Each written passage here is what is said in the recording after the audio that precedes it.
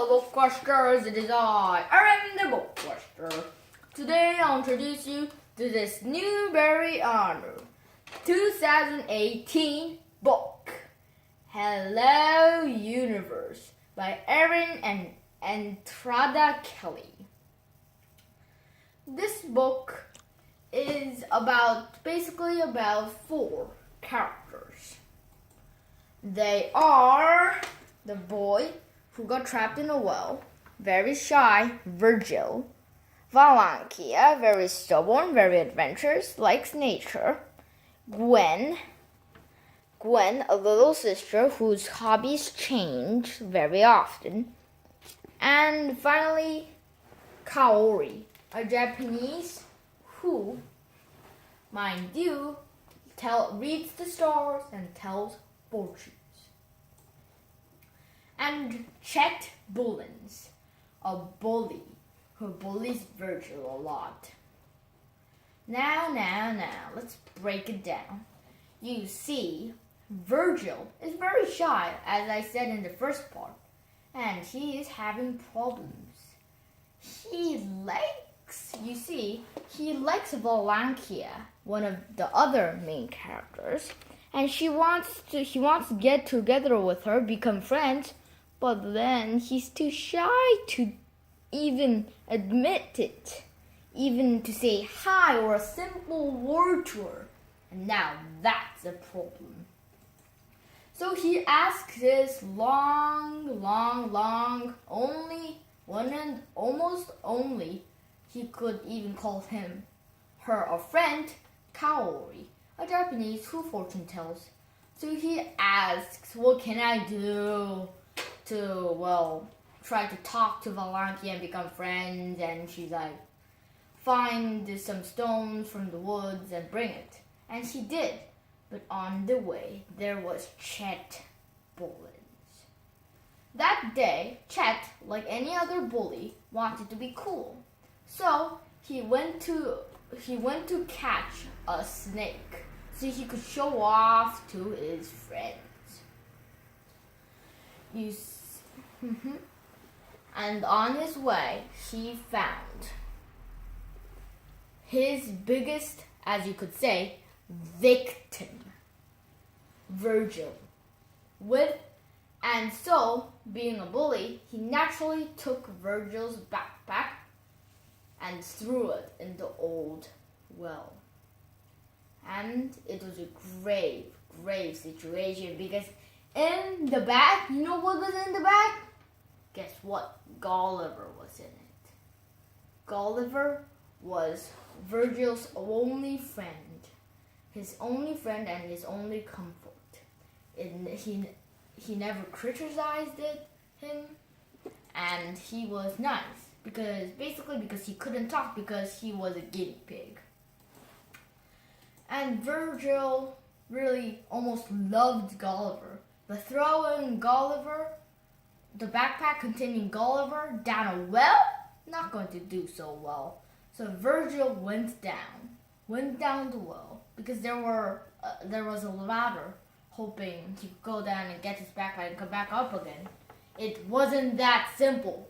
You see, some bottom steps of the well were missing, and he could just see the backpack, so he jumped down, which is a really dumb thing to do, because number 1, his handphone shattered into pieces. Number 2, he couldn't get out. Number 3, he could have broke his ankle, and so on. So he just sat there, and he thought he felt Pa coming. Pa, mind you, was just a stupid old story that he heard from and it was like a killer bird, making it dark to swoop down and get its prey and eat it. And he thought he felt Pa coming. But you see, this girl calling him Bayani, which means hero.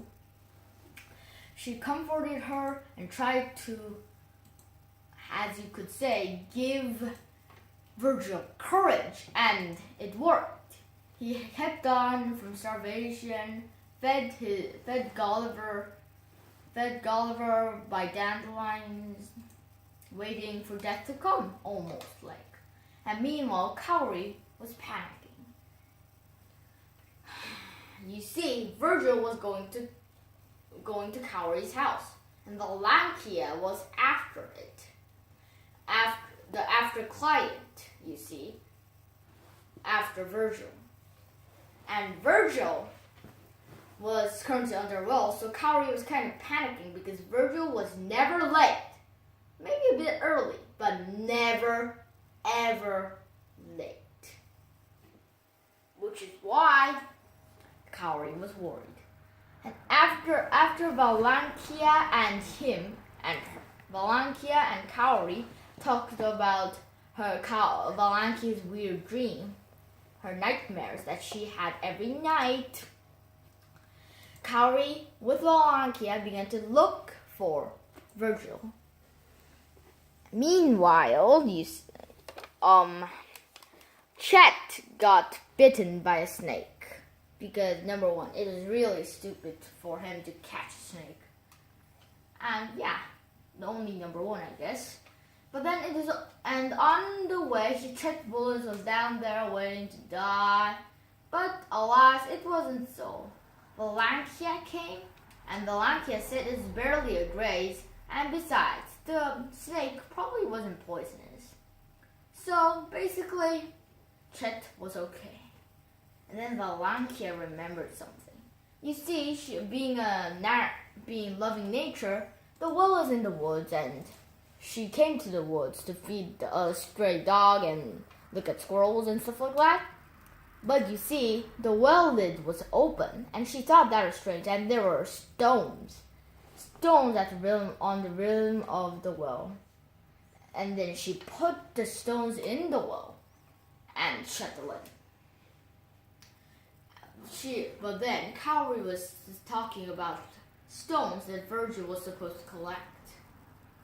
And that was very, very interesting that there were the exact amount of stones that Cowrie told Virgil to bring on the rim of the well. And it was all that the well was open too. Also, the bully was here, and bullies do some terrible things sometimes. And so they knew where he was, and using Jen's jump rope, they managed to get Virgil up. And he thinks it's a coincidence, and Virgil still thinks it's a coincidence. And Cowrie says that there's no hope for it. But this time it's different. Chet Bullens called Virgil retardo yet again. But this time he said, "Don't call me that again, or else." And this time it was full of confidence. And this time, Chet actually stopped. And then he sent a text message to Valankia saying hi, and as I hoped they would get together someday. And that is the official end of the book. I mean, it is boring probably for you guys, but it's not much action like those fantasy books, but it's a really good book actually, and you should read it. And like always, your BookQuester, Erin the BookQuester.